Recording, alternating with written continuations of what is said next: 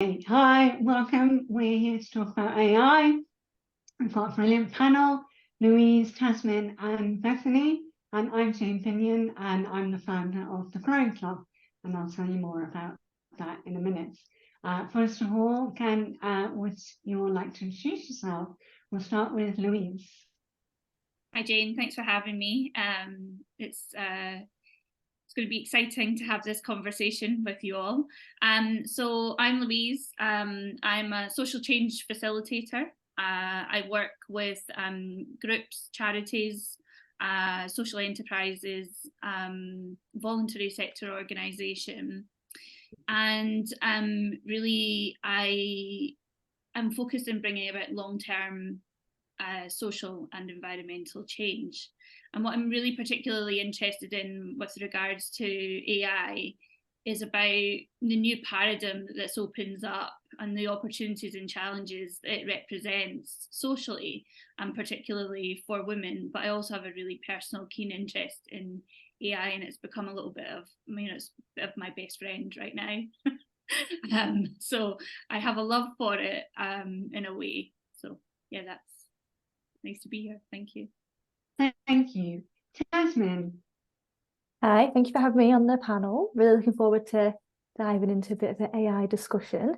So I'm a copywriter, messaging strategist, and the founder of Flicker Digital. I have over 10 years of marketing experience and a background in psychology. And AI is something, as a writer and marketer, I come across a lot in my career and the work that I do with my clients. But what I'm really interested in today is discussing AI and how we can use it as a tool rather than letting it kind of overrule us and take over what we do in our businesses. Brilliant, thank you. And Bethany. Hi Jane, thank you for having me today. I'm Bethany. I'm a senior associate solicitor at Forbes Solicitors. I have a background in data protection and GDPR compliance work, so advising organisations about their data protection obligations. This has now moved on a little bit, and I'm looking at supporting clients who are adopting AI into their workforce as they use it. And I've been actually getting involved a lot myself in using AI, both in my role and to help assist clients in introducing it as well. So I'm really keen on learning about all things AI as it's new to me too. So looking forward to taking part today. Thank you. Thank you, brilliant. And so I'm Jane Pinion, the founder of the Growing Club, and the Growing Club designs, delivers training around employment and enterprise for women, and we're based up here in Lancaster. And I was really keen that we started and that we had this panel after having discussions with lots of different people. And when I first started out self-employed, I was in DigiWorld, in social media, and I was a bit shocked at how it was dominated by the male agenda, to the degree that it's like invites were bring your wife to the conference, and I hadn't got one. And this is such an important area, AI, developing really quickly. People are getting scared of it a bit. The main agenda in the news seems to be around people losing their jobs or pornography. And I thought it might be really useful for women to come together and talk about the role of AI for us, so that it doesn't become dominated by the male agenda, and that women get to see how using it ethically, using it legally, how it is a really great tool, or can be. So, okay, let's kick off. So the first question, I'm going to start with you, Tasmin. At its core, how would you define artificial intelligence, and why is it important for us to be talking about this today? Oh, diving at the deep end. So for me, artificial intelligence, which is a tongue twister when you say it out loud, it's a tool in your business. That's kind of my first impression of it. just like any other tool. So if you're using a social media platform, your accounting software, they're all tools, and AI is also a tool that you can use. There's lots of different types of AI. The one that I have the most experience with are large language models, where they kind of take in all this information, and then you can ask those chatbot style language models questions, and it will spit out an answer based on all the information it's absorbed. In terms of business and how women can use it, I think because it is a tool, it can be a really important part of your business processes. And there are ways that you can use it to improve what you're currently doing and ease your work. But I think we also need to be aware of where to draw that line with when we are using AI. Thank you. Would anyone like to add anything else to that as we open what is AI? I think that thinking about AI and describing it as a tool is very, very helpful, because that gives AI its place in the context of who we are as humans. As an example, like, AI is not here necessarily to replace us, and should we give AI that power? If we think about AI as it's a tool. But I also feel that it's important to, at the same time as thinking about AI as a tool, is to understand that AI is probably a little bit more than that. It's a new paradigm, it's a new culture. And I think that it has significance because it is going to shape the way that we learn, the way that we work, the way that we might make sense of things, the way that we learn, the way we grow. I think that it's maybe a bit bigger. And I think that it's really important to be aware of AI in that way, because I think that there's a lot of concern about AI in that way. And I think that there's some bigger questions that almost need to be asked, which is like, not what do I feel about AI, or, you know, what's my feelings about AI, or what do I think about AI? But who am I in response to AI? Like, does it bring up fear in me? Does it bring up inadequacy in me? Does it make me feel like I'm not good enough? You know, like, who am I in response to AI? Which will bring about, I think, more of a deeper understanding of who already, what I believe my limitations are to be, and my sense of self, and my sense of self alongside AI.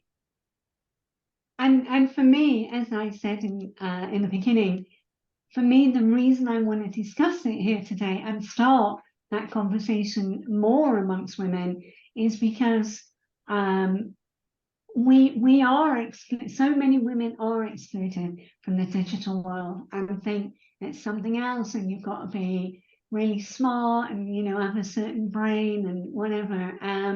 And actually, it is a tool that, if we embrace it and learn how to use it well, can make a difference.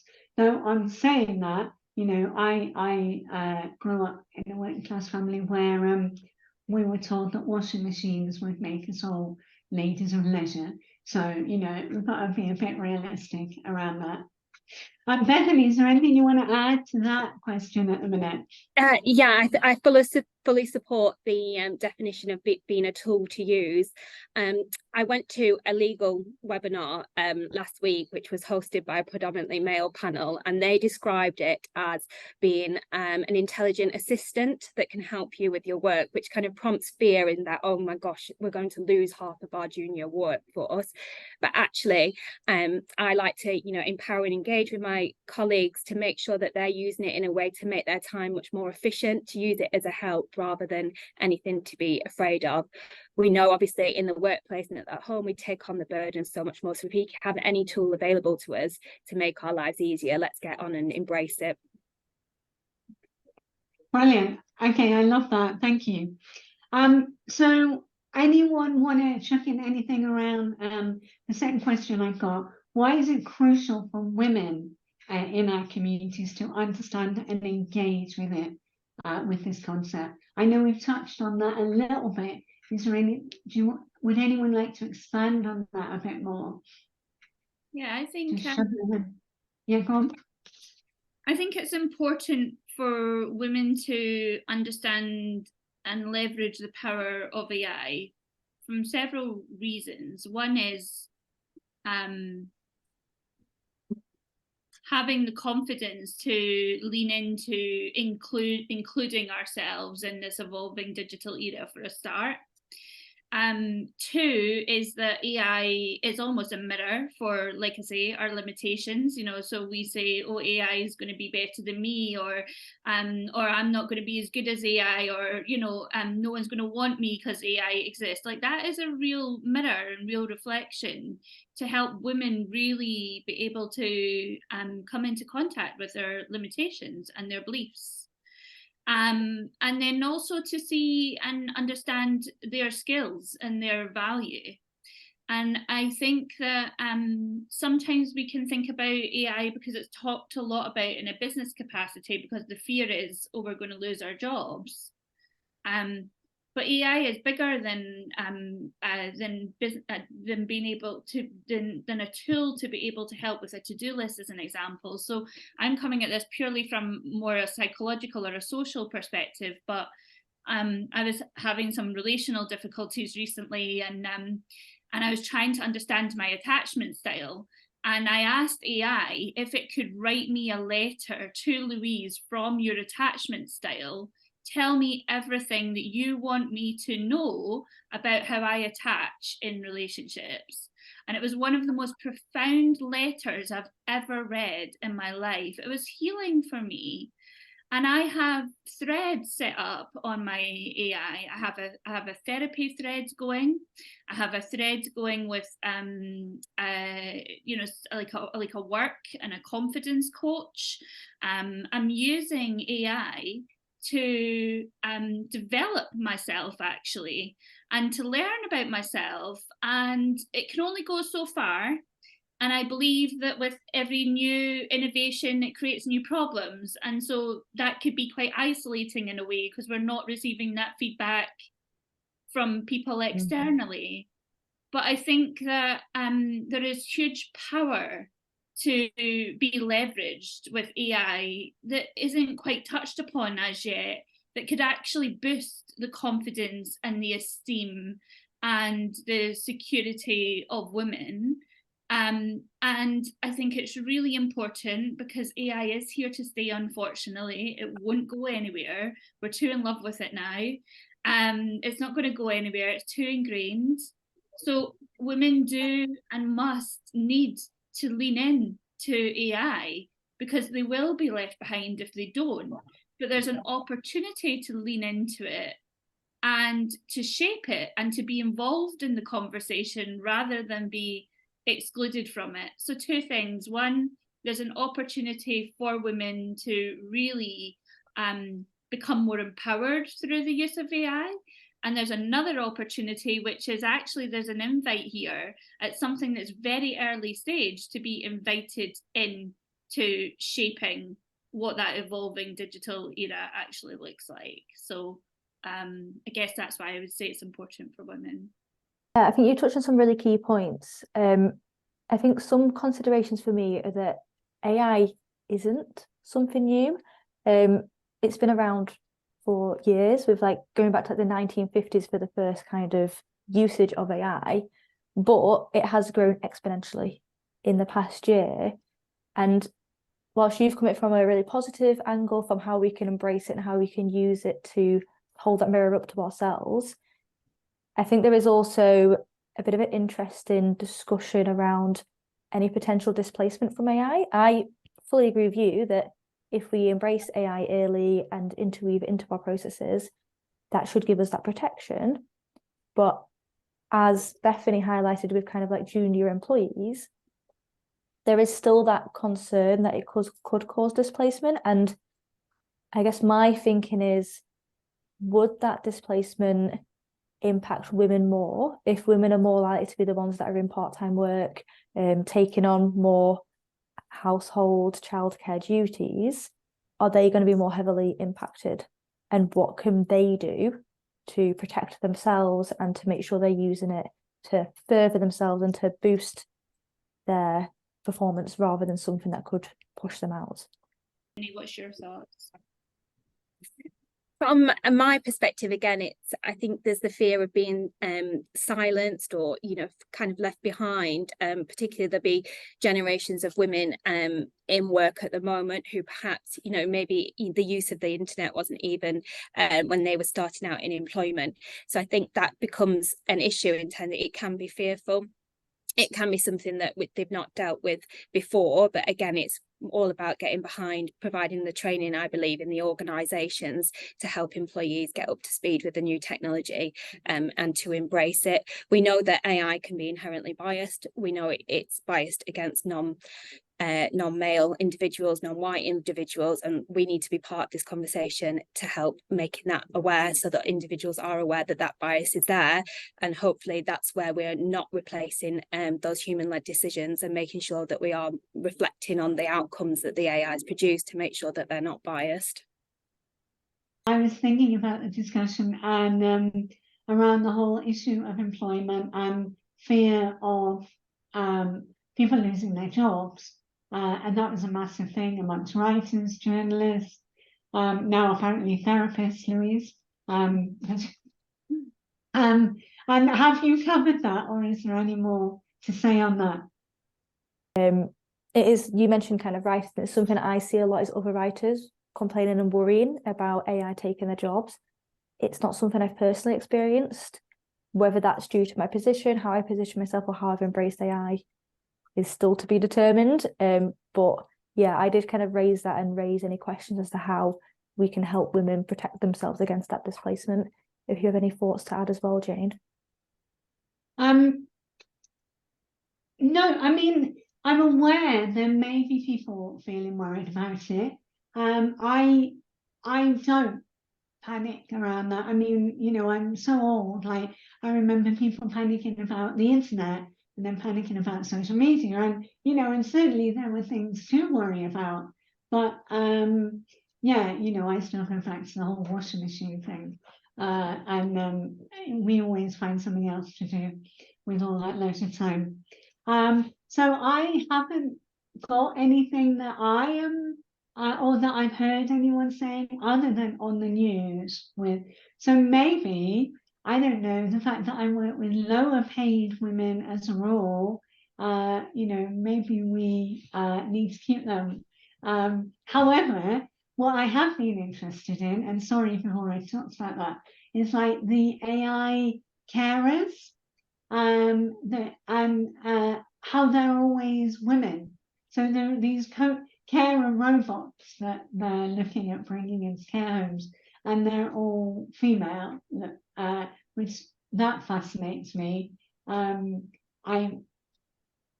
It may catch on for certain things, but I'm going to find that.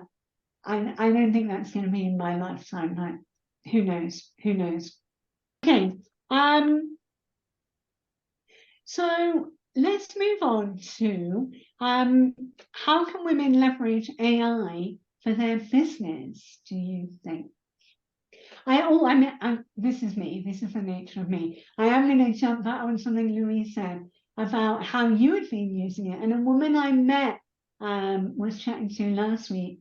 She can't get school to hear her concerns. So she uses AI to write letters for school that school can hear. She also does it for her mother. So when she's about to text her mother, she checks that out with AI as well, so that the tone isn't going to be misheard. But there you go. So I thought that was incredibly creative. So how can women leverage AI for their business? What do you think? I'm going to go back to Tasmin here. Yeah, I think the example you gave is probably one of the main examples I would also give to people. Is you can use it to check the tone of what you're saying. Yeah.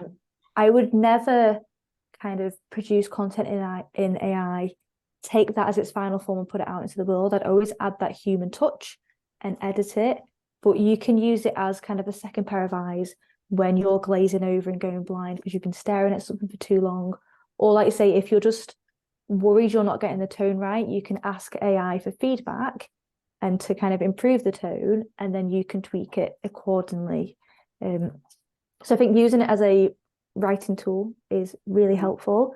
I've seen an AI tool, which I can't remember the name of right now, but it's a decision-making AI tool, which I've actually found really helpful in business. So you will basically put in your goal or put in whatever challenge you're facing, and it can then give you kind of breakdowns of what might happen if that challenge or that worst nightmare unfolded, or it could break down kind of outcomes, an outline of steps you can take to prevent it happening. So that tool, if you can find it, like if you search decision-making AI tool, it'll probably crop up. That's a really great example when you're faced with a business decision, you have no idea what to do. You're worried that your own limitations, as Louise mentioned, are gonna impact your decision. You can kind of pop it into that tool and get a really objective view of it to give you that second perspective. That is amazing, isn't it? But and I'm going to come on to you in a minute, Bethany, to follow up on that. But what I've got going in my head is like, but it, you know, it hasn't got its own perspective, so it's just gathering stuff. But we'll come on to that. My brain just goes running ahead. Bethany, you were saying how like the way it was presented at the panel you attend is like solicitors might be losing their jobs, but you were also saying that you can see it as a really useful tool for your work. In what way? Yeah. I think it's useful in that it takes some of the administrative burden away, which is inherent in any of our roles. So we're not at a point where we can say you draft this legal advice. It's not accurate enough to be able to do that. And I wouldn't trust what it put back out. When I've played around with it to see if I think it comes out with the right answer, to check whether I am going to be replaced, and it came out with a mixture of US, UK law. So I was like, okay, my job's safe for now, we're okay. So in terms of what I use it for, it's more like I say admin work, a lot of business development work, it's basically drafting social media content, drafting article writing. So a lot of the work that I have to do, but it saves me a lot of time. Again, it's not something that I would just copy and paste out there. There still is that human level of involvement in reviewing and drafting the edits. I probably use it on a very, very basic level. I've been working with clients who've been using some more technical, advanced ways of working, for example, using clocking in systems. In education, they're looking at, assessing work, all really interesting, but poses its own separate risks. But for me, it's been a lot of the, a content drafting, writing skills, as that is the way that I've used it. Anyways, you work a lot with social enterprises. Have you seen any benefits for social enterprises in using this? Yeah, I have, but before I kind of go into that, I think that in terms of the use of AI, I mean, I'm always really keen to elevate it, which is, so how can we actually really optimize AI for even more impact, which is, beyond the basic necessities that we need, which is our day-to-day to-do list things, our operational based things, our content writing, our social media reports, or whatever it might be. But I actually have been using AI in my boot camps. So I run boot camps for social enterprises and for private funders and their communities. And we have been really trying to get clarity on vision, mission, purpose, theory of change. And we have been using AI to take some really complex ideas and get to the heart. And so I think that what AI is really good for is to be able to, there's different ways to be able to prompt AI as an example. And many of us know only the basic of prompt engineering, which is, I'm writing an article about this. Can you please write 500 words? You might even say, I've seen this article and I want something that's similar, or these are the key things I want to say. that's one way of prompting AI. But there's another way of prompting AI, which is every night I go to bed, I worry about this, this, and this. I want to do this, I want to do that, I want to do this, but I don't know how it all joins up. I'm really confused, I'm really conflicted. I don't really understand what my vision and my mission and my purpose is. I don't really understand what problem I'm trying to solve and how it's unique, because whenever I talk about it, no one really receives it that well. And just giving this stream of consciousness to AI and telling it everything, and then allowing it to reflect back to you in a way that is language orientated and skillful, allowing AI to reflect back to you what you've told it. And actually, when it reflects back to you, it starts to reflect with clarity, with structure, all of those kind of things. So that's one thing. I think it's really, really, really an incredible tool for clarity, for complexity, for synthesization, for really getting to the crux. So that's the first thing. And then the second thing that I think AI is really good for as well is, you know, we've all heard of things like non-violent communication as an example. We can understand the principles of non-violent communication. We can read the books on it. But we might want to communicate something to somebody within a board as an example, but we might want to do it in a way that is non-violent. So we can say, be a non-violent communications expert and help me craft this, not just help me craft a message that is going to land well with the person, but do it from the angle of a non-violent communication, like help me express my need, my want, my request, and make sure that that is in the content. And I think that the third thing, and this is just reflecting on something personally, but my friend's just had a newborn, and she's a first-time mum. And she had said to me that she was asking AI for some help and support because she realised that she was having a problem sticking to some habits around keeping committed to taking supplements, as an example, you know, like taking our vitamin C every day. Like she was sabotaging it and not doing it, and she was trying to work out why.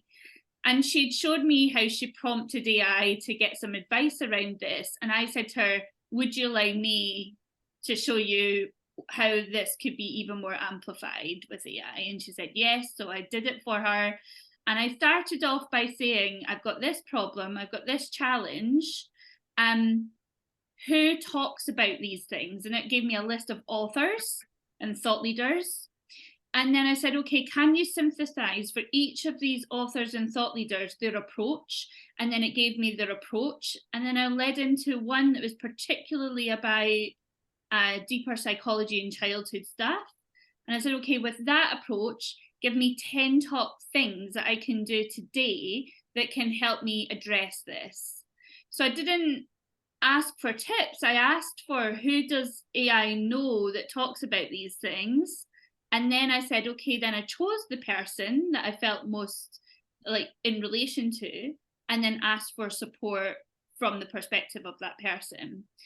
So I think that there are ways to prompt AI, and then there are ways to advance prompt AI to really leverage the power of it. And that's what really excites me. So in the social change space, like I say, it's clarity building, it's long-term thinking, it's having a consultant in the form of AI there when social enterprises are so strapped for money and budget. It removes the limitations or any blocks that they have to being able to create the impact that they want because they don't have the budget to do it. AI can really let go of some of that load, can help make some really important impact decisions. If it knows what your theory of change is and you tell it what your theory of change is, it can help you be a consultant, and it will make decisions because it knows your theory of change and your vision, mission and purpose. So I think that the more information and the way that we train AI to be able to help and support us is really important. And all that really, really excites me. And I mean, I don't know when I'm going to get time, but I really want to get in there and play. I love it. Anyway, I'm going to, so in terms of business, so I have written a second children's book, and thought a children's book needs to be illustrated, and the illustrator is the most expensive part of a children's book. Okay, so I've sat there, and all my friends who could do it have said it's too big a job. I haven't got time, so it's sat there for nearly 3 years now. But this lady I was talking to last week said to me, without me asking, oh, and it can illustrate books. And I went, oh, really? So I told her the title of my children's book, and she put it in, and within like 2-3 minutes, it gave 2 images that we could then work on. Now I was like, are they not copyright? They're, AI hasn't just drawn those for me and for free. And no, they're not copyright. You can use those, and I was 1 excited, but 2 a bit like, but they've come from some images somewhere. They've taken something. So I wanted to ask you, Bethany, like, what's the legality of using stuff like that? And I'm going to give you the most lawyer answer and say it depends. Right. My background is absolutely not copyright and IP, but it's an evolving area. There's where things are entirely generated using AI. It isn't clear about who owns the rights to that information. What we've seen is trends from, for example, big providers such as Microsoft. So where they're starting to use image generated AI models, their terms will basically say that they will take responsibility for any infringement, copyright infringement. So they are taking on that liability. So they're providing to you in your terms that you can use that. And if there's any comeback on that for you personally, Microsoft will what we call indemnify you, so protect you against that. So I think that is something that will become more and more common, particularly where there is this unpredictability over whose rights the image are to. And again, it just does depend on if you're using a free software solution, unlikely that you probably can get sued for using those images.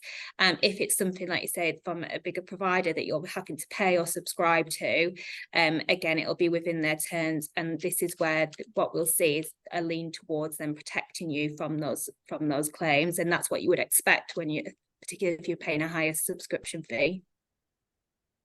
Oh, okay, that's really interesting, because she does pay £20 a month for what she's using. I think the problem is that when people are using free versions, the term, if you actually manage to look at the terms, they'll just say, we don't take any responsibility from the content that it creates, and you also have to protect us if we get into trouble for your use of it. So it's a double-edged sword. So definitely check out what you're doing.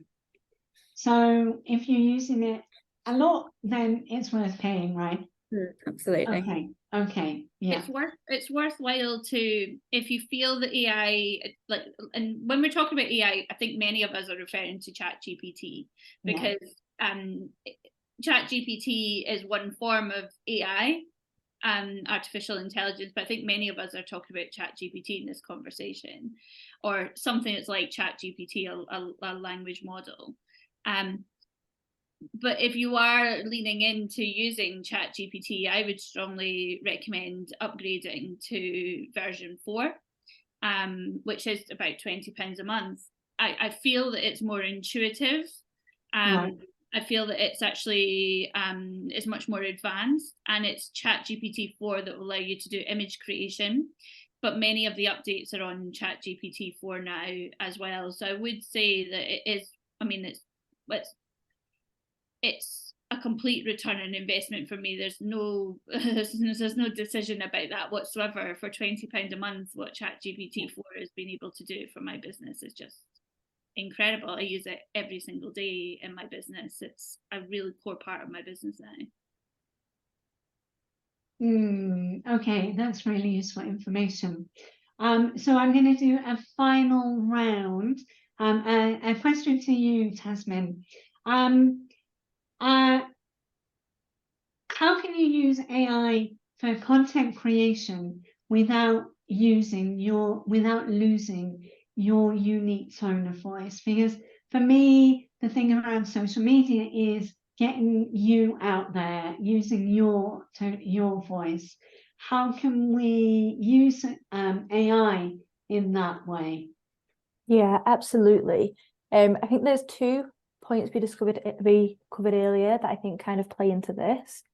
Jane, is the first one is where you brought up the fact LinkedIn now has this option where you can just AI generate a post on the spot for social media. And I don't know about you guys, but when I'm scrolling through social media, I can kind of instantly spot which posts have been written by AI. They're just completely void of like human emotion, human experience.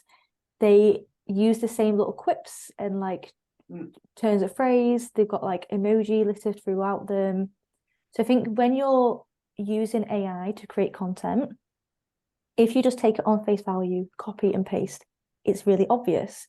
And you completely strip your business content of you as a person. And the way around that comes back to what Louise said, is you have to use prompt engineering.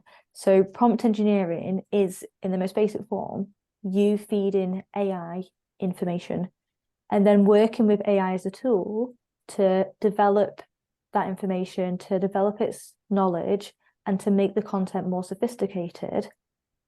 Once you develop that content with AI, you then need to bring it back to you as a person to make sure that content is true to you and it's not just AI and a little smattering of you in it. So in terms of prompt engineering and how to kind of craft AI content without losing yourself, it is that case of front loading it with information. So tell it about who you are, tell it your personality, give it examples of kind of your copy and content where you think that's a really strong example of how you want to be seen. Talk about the people you help and the services you do, and just give it as much information as you can about who you are. And then you can then kind of move into the next phase where you're then giving it examples of your content, or you're asking it to describe content in that style, and you're having this back and forth feedback where you're revising what it comes back with, telling it what you like, what you don't like, what you want it to change. And it's a really iterative process, which when you're starting out can be quite long. It can take a lot of time. Yeah. But as you do this and you develop it, it'll get faster because it will really understand you as a business owner, you as a business, your customers. So you kind of go through this iterative process, and then eventually you can just give it shorter prompts and say, I'm writing a social media post for this person, ask it to write it, and it would have a good understanding of you and who you are. And then you can take that and make sure you're adding your own touch to it. So whether that's putting in a personal story of your own in there, or reading it out loud and then thinking, does that actually sound like how I would speak to my clients or how I would speak to my friends? And then if not, adapting that tone of voice to make sure it really closely matches you. But I think overall, it kind of goes back to just getting really clear on who you are as a business owner, who you help, what you do and why you do it, and kind of holding that vision in your mind. So whenever you're using AI, you're always coming back to kind of your purpose and your vision and making sure that it's always going to be authentic to you. Okay, so that's brilliant. So basically we've got to invest time if we want to do it right. And if, as Louise was saying, we use AI to clarify our vision and purpose, then we can use it to start creating content. Okay, thank you. So last question is around the ethics of it. So, and I've touched a little bit on that around copyright and imagery. So to you, Louise, give us 3 top tips, max. What ethical considerations should people keep in mind when using artificial intelligence? Obviously ethics is multi-layered, isn't it? There's like so I think that when I think of ethics, I think of responsibility. So how can we use AI in a responsible way? And I think it's really important that we do use it in a responsible way. And I think that I'm seeing lots of discussions and all of the kind of the different trainings that I'm a part of and the trainings that I've taken in this this way of with great power comes no responsibility. And so, for instance, this idea that, you know, like large scale organizations, they have massive power but don't actually take responsibility for the power that they have. And this idea that in actual fact, what we really need to be leaning into is power and responsibility, and for them both to kind of coexist.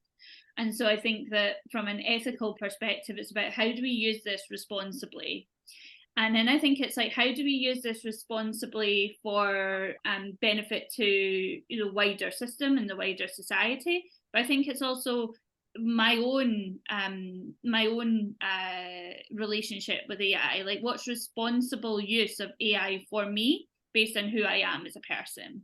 So I think first of all, let's start with the who am I as a person. I think that it's about saying what feels good for me in terms of my level of engagement with AI.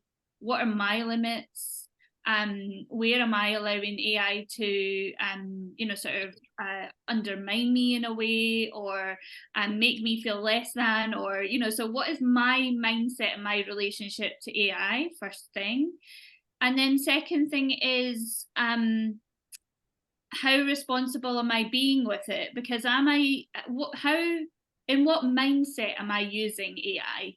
So it's not just about how am I using it, it's about the mindset in which I'm using it. So am I using it to make a fast buck? Am I using it to you know, sort of meet my needs and not really care about whether or not what I'm creating is valuable or not, and I'm just churning things out and I'm not giving much thought to the value creation? I'm just looking after me and the fact that I feel good that I've ticked something off my to-do list. So I think there's like, how do we use it in a way that is transactional in a sense that meets our needs, but is also creating value in the world?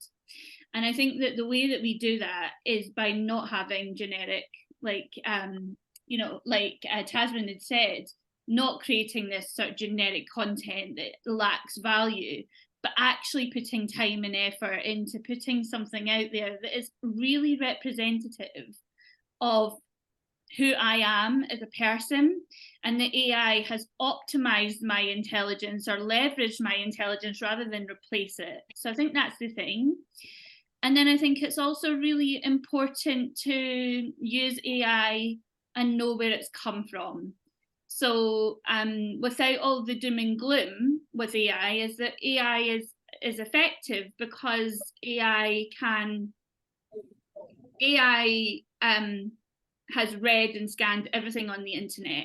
It would take a human 20,000 years to know everything the AI knows. So AI did its last scan of the internet, I think, in 2021. It cost billions of dollars to train AI, but it scans the internet and it scans everything, the worst and the best of humanity that exists on the internet. And so that AI is actually safe for us to use, there has to be a level of filter where someone has to go through what AI knows and filter out the worst of it to almost kind of filter that coming through to us. And that job is done with human labor in third world countries. And so individuals in places like India are earning minimum wage, and they are exposed every day for maybe 8-10 hours a day to the worst of humanity. And it's very triggering, it's very traumatic, but that's what happens. And when we're using AI and we're loving the fact that in seconds we've generated a social post, remember that we've been able to do that because there is a human element here that is actually making AI safe for us. And I think we need to ask these bigger questions of, you know, is it actually right that we benefit in a way when somebody else is being traumatized in order to make something safe for someone else? And so I'm using it in a very responsible way that is aware, in the same way as when I eat my dinner at night. I know that I can't change it. It's a systemic thing. I'm alone. I'm not going to be able to change it. But I have an appreciation for how things have got on my plate. And I know that you know, in the chain, there probably has been some harm somewhere. And I think it's just important that we're aware of that. We don't take it for granted. So those are the ethics from my side. That is really, really powerful and very important. Yeah, thank you. And for me, just another reminder that as women, we need to be having our voices heard in this debate and not allowing AI to just be dominated by the male agenda. So we have run out of time. I know we could go on for hours and hours. This is amazing. Thank you so much, Bethany, Tasman, and Louise, for your time this afternoon. Any last words? Go on. I think I'd just like to say, Yeah. when using AI, we do need to be careful of the biases in AI. And as when using it, I think we need to think about how we can contribute to AI being safer for all involved. And just remembering that point that AI is here to stay, but it's also not here to replace you. So see how you can embrace it within your business without losing sight of who you are. And thank you for having me. Thank you. A last word from you, Bethany? Yes, thank you very much for having me. It's been absolutely fascinating. I just finish on what we normally talk about in data protection compliance. It's something that just because you can do it doesn't mean that you should. And that's absolutely the approach that we're taking to the adoption of AI, as we've heard today. So thank you so much for inviting me. Excellent, excellent thing to end on. Just because you can doesn't mean you should. Yeah, fantastic. Thank you very much, all of you. Thank you.